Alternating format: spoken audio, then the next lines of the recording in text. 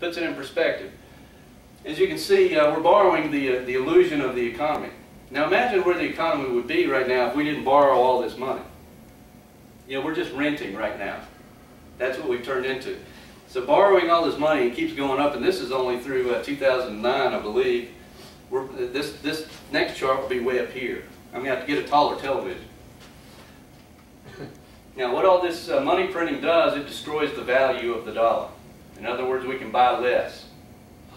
During the period of Andrew Jackson, in 1936, when he got rid of the central bank until 1913, the US dollar only lost about 4% of its purchasing power.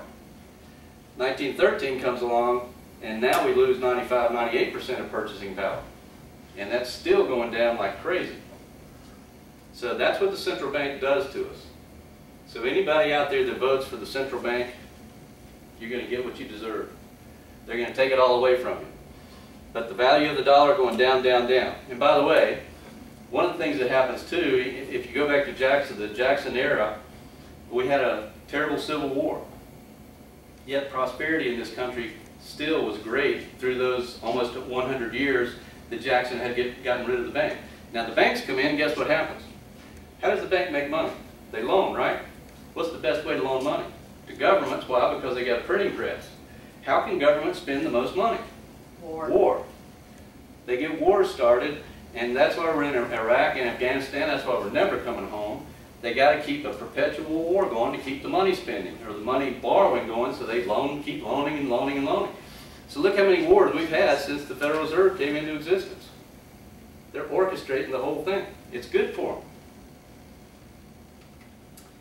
All right, here's another picture, the Jacksonian period, the Federal Reserve period. Easy to see the difference. Who's the genius? Jackson. Consumer Price Index again. Here's a little trick. This is what you really need to think too. One of the ways they trick you, they say, well, inflation is only 1.5%. It's only 2%. All right, again, the red line, you can see the Jacksonian period and where inflation was actually 0. Now they're saying, okay, it's 1 or 2. No big deal, right? Well, over time, just like compounding money, when you put money in a bank or you're making 2 or 3% on an investment, year after year after year, and it compounds, inflation is the same way. So 2 or 3% every year for 20, 30, 50 years, it has a compounding effect and the erosion of the value. And it's tricky because the government says, well, they'll make the announcement from the, the National Department of Pathological Lying. Some people call them the Commerce Department or whatever, but they'll say, well, inflation was only 1.3%, it was less than expected. It's like, oh, goody, goody.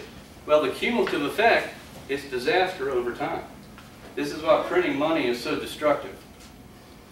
Now, the banks got in trouble, we know that, right? So they're all borrowing from the Fed. This is how we fix everything.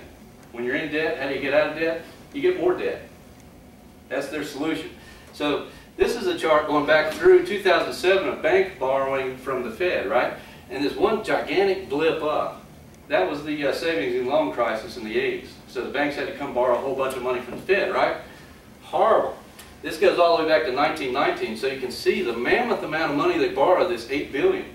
That looks bad, right? So let's take that away. There, gone. This is through 2008. This line right here. You guys sitting up front, you might be able to see this little speck right here. That's what we were just looking at. Because now they borrowed $800 billion instead of that little $8 billion. See, people got all excited back here. That was nothing. Now look what they're borrowing. So now you can see the extent, the kitchen sink as I call it, that they threw at this economy to try to keep things going. So up, up, up goes the bank borrowing. Why do they give money to the banks? Because of the power of 9, it becomes 10 times what they give to the banks in reality.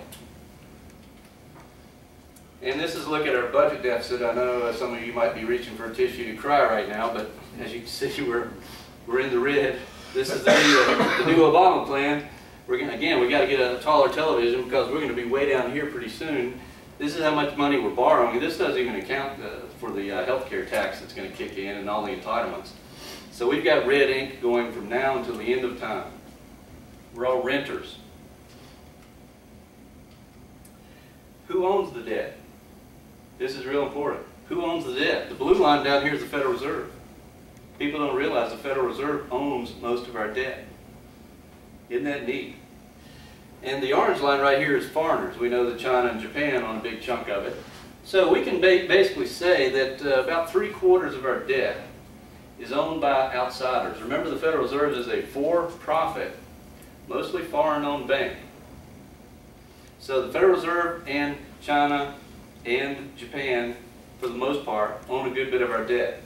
Even as pathetic as it may be, Russia even owns a pretty big chunk of our debt. Yeah, that's pathetic. But most of our debt is now owned by outsiders.